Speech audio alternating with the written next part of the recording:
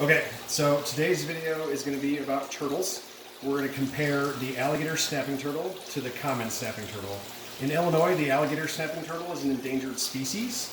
We have 3 of those specimens here at the shop. In order to have those, we have to have our endangered species permit filed through the Illinois Department of Natural Resources.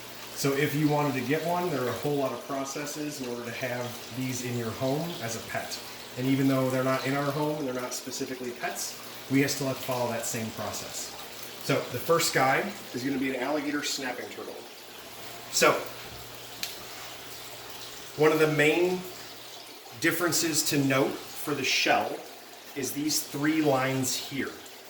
A lot of people find baby snapping turtles in the springtime and late summer, and they constantly tell us that they found alligator snapping turtles, and they really rarely do.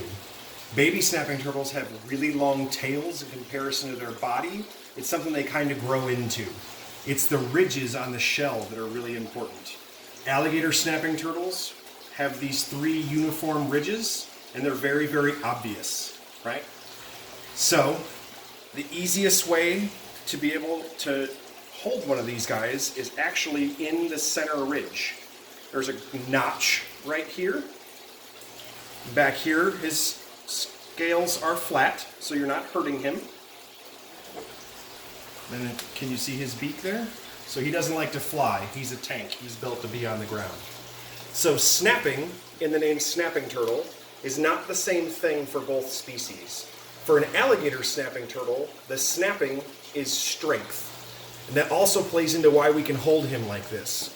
Alligator snapping turtles have such strong jaws and skulls that he actually can't turn in his shell and reach me when I'm in line with this center ridge. He can reach all the way to his own front feet, but his neck is very, very short. It's very thick and powerful. And if you look, you can see that pointed beak right there. So alligator snapping turtles are primarily piscivores. And piscivore means that he eats fish. That little bitty pink tongue sitting in there, that's his lure. When he's underwater, that would wiggle like a worm, and as fish came by, he would snap and eat them. This is different from the blind snakes because I didn't use the word obligate. So that means he doesn't only eat fish. Most turtle species are actually omnivores, which means they eat just about anything they can find. But these guys are custom built to ambush fish, and they really don't like to fly. Well, he's done. He's not even getting mad anymore. So, now we'll compare that to a common snapping turtle. So the common snapping turtle still has 3 ridges, but as an adult, everything has flattened out. And his shell actually looks like a plate with just some little bumps in it. As babies, all those ridges are very large. And then if you look at him, he doesn't have any of the bumps and spikes and all the side pieces that the alligator snapping turtle does. He's also actually much lighter in color. So we'll see if we can turn him. He doesn't like to fly either. So, when he saw him snap up like that, We missed his neck. his face is very, very small, and his beak is actually flat and smooth. So the snapping in his name is speed.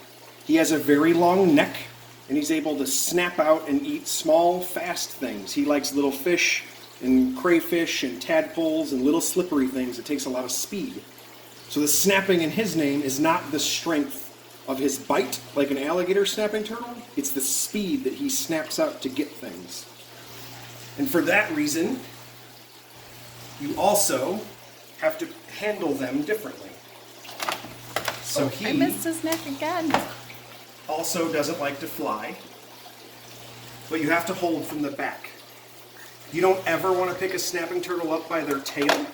You can break their spine that way. This shell is very, very thick and very, very hard. You won't hurt him doing that, but if you're in front of his back feet, he absolutely can reach you because he has a very, very long neck. And you can see with him, his little fat rolls and wrinkles kind of stick out more than the alligator snapper does. Common snappers are travelers. They're really good at walking and climbing. They're really good at digging. They wander around a lot, and they go in search of food. They go in search of mates and nesting areas and all sorts of things. It's part of the reason that common snapping turtles are so common, and that alligator snapping turtles in our state have become rare enough to be endangered. One of the reasons is that we like to eat them, and it takes them a very long time to become sexually mature and reproduce. And the other reason is that because alligator snapping turtles like to hang out and sit and wait for fish to come to them, they need a nice ecosystem. They need a healthy water ecosystem that has a fish population. They'll eat other things, but they need the primary source of fish. Common snapping turtles, you can see this guy's kind of orange and brown and different colors and all fat and angry. They're generalists. They will eat whatever they can get in their face, and they will go and find it, which has made them much more common and much more prevalent because it's easier for them to survive. And they're both awesome because they look like dinosaurs.